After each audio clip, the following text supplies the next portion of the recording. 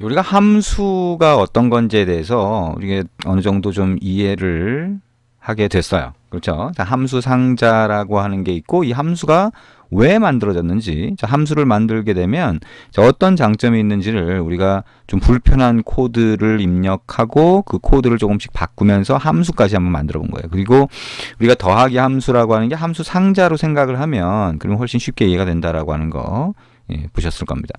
그럼 이번에는 우리가 앞부분에서 봤던 지금 이 7장의 앞부분에서 봤던 자, 클릭했을 때 이벤트가 어떻게 생겨서 우리가 등록한 코드, 우리가 만든 소스 코드가 실행이 되는지 이렇게 이해를 해봤잖아요. 그죠? 그럼 그걸 실제 안드로이드 앱에서 자, 손가락으로 터치했을 때 또는 마우스로 클릭했을 때 그 터치한 곳에 자, 좌표 값을 뽑아서 화면에 보여주는 자, 이런 기능을 한번 만들어 보려고 합니다. 그러면 이벤트라고 하는 거에 대해서 다시 한번 좀 정리를 해볼 필요가 있어요.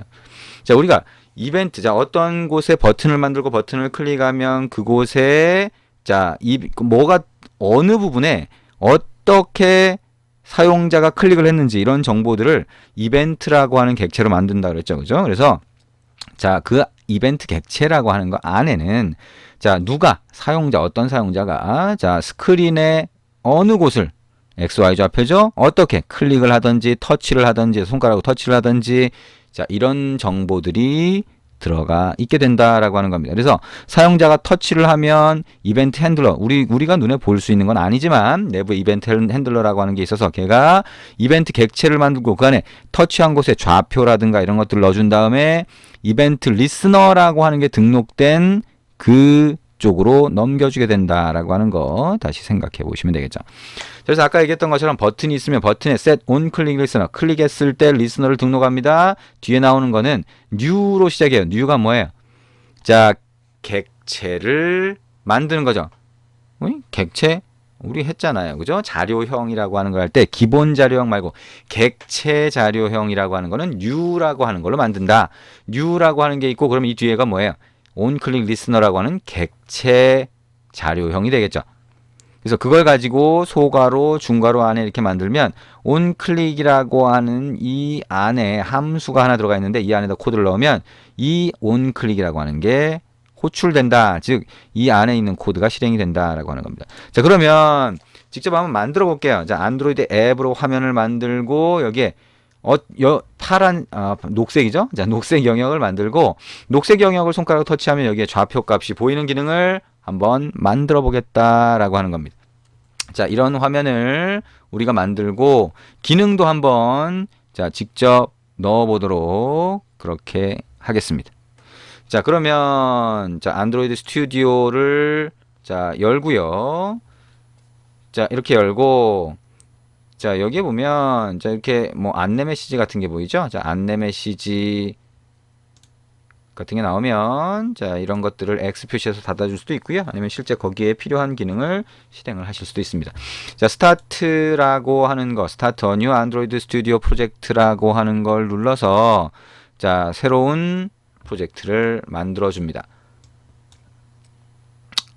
자, 이번에도 자, 지금 제가 쓰고 있는 PC는 해상도가 좀 낮으니까요. 자, 해상도를 좀 높여서 하도록 하겠습니다. 여러분은 그냥 하시면 될 거고요. 자, 조금 번거롭긴 하지만 네, 여러분이 잘 볼 수 있게 만들려다 보니까 자, 이렇게 계속 하고 있습니다. 자, 애플리케이션 네임이라고 하는 거 프로젝트 네임이 되겠죠? 마이 터치라고 한번 해봅니다. 그리고 넥스트 누르고요. 넥스트 자, 그 다음에 empty activity 선택을 하고 next 자, 그 다음에 finish 눌러서 새로운 프로젝트를 만들면 되겠습니다. 자, 해상도는 다시 저는 원래대로 돌려볼게요. 자, 여러분은 이 과정은 하실 필요가 없겠죠. 자, 이렇게 했고요. 자, 그러면 새로운 프로젝트가 만들어지고 그 새로운 프로젝트 창이 여기에 보이게 될 겁니다. 그리고 우리가 만들 첫 번째 앱을 띄웠을 때 보이는 첫 화면을 어떻게 구성할 것인지 XML 파일이 탭 형태로 보이게 되겠죠.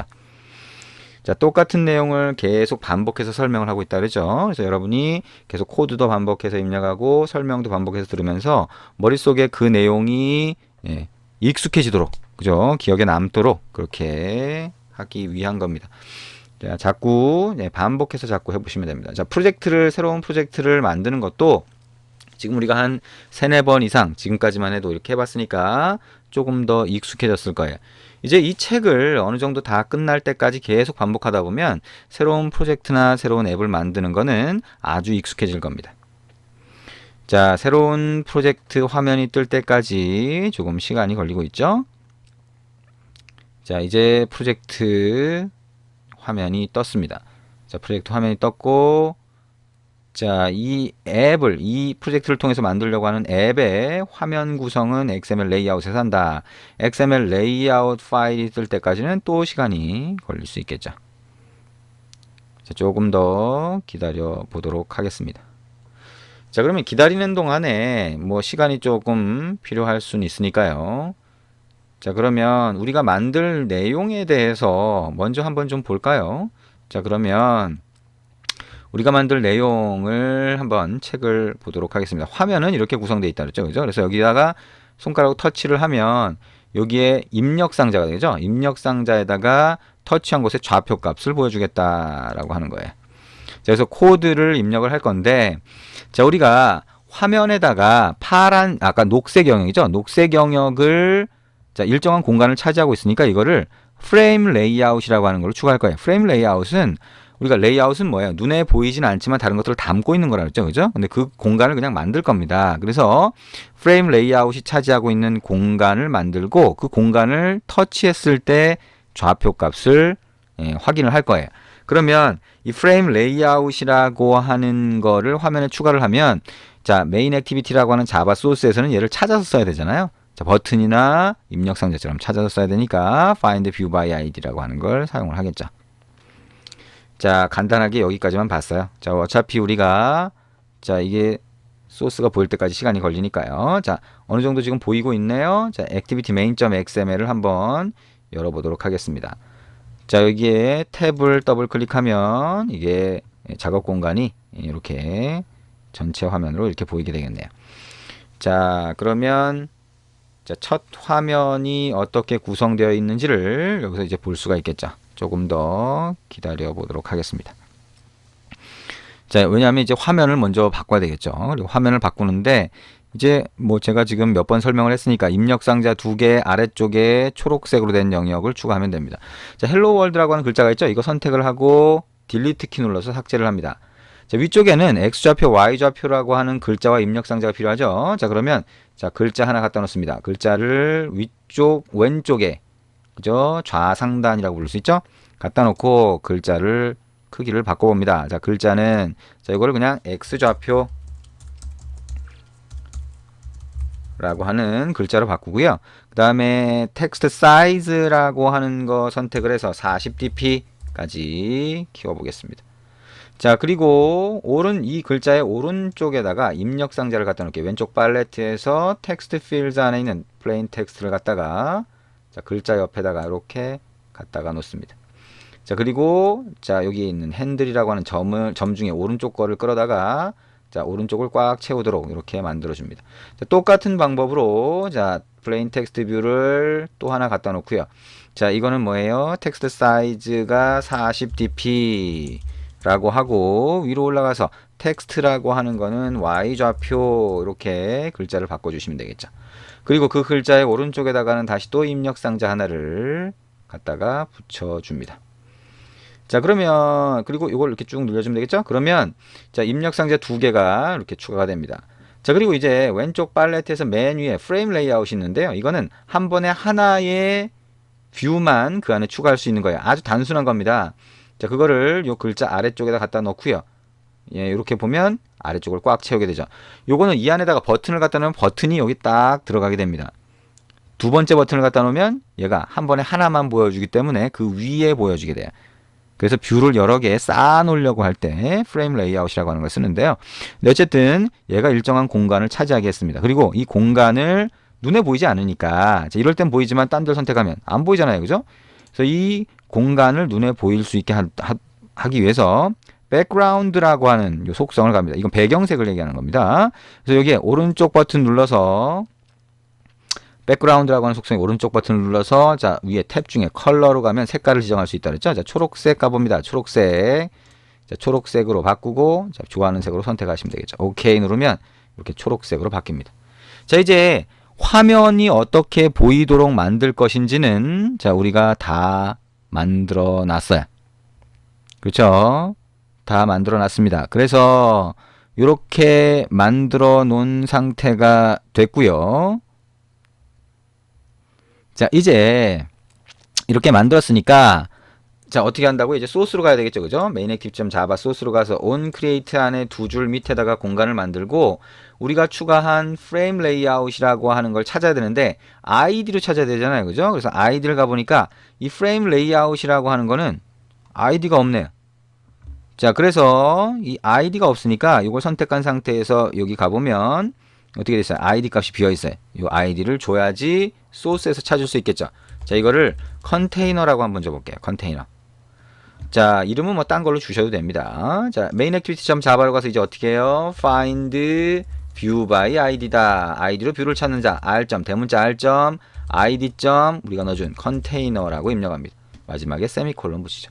그럼 뭘 찾을 수 있어요? 자 frame layout이라고 하는 걸 찾을 수 있어요. 자 이거를 컨테이너라고 하는 똑같은 이름의 변수로 만들고 어떻게 해요? 이퀄 해서 오른쪽에서 찾은 걸 왼쪽에 변수 상자에 넣어주게 되는데 자 frame layout이라고 하는 걸로 괄호를 넣어주면 이렇게 형 변환을 하게 됩니다. 자 이제 이 frame layout이라고 하는 초록색 공간을 터치하면 그 좌표 값을 뿌려줄 거예요. 그럼 어떻게 하냐? 자 컨테이너라고 하는 것점 이제 set on click listener라고 하는 거 써봤죠? 근데 이번에는 set on touch listener라고 하는 걸 쓸 수 있어요. 자, set on touch까지 t까지 입력한 다음에 엔터를 치면 이렇게 됩니다. 이제 이거는 클릭이 아니라 손가락으로 터치했을 때를 얘기합니다.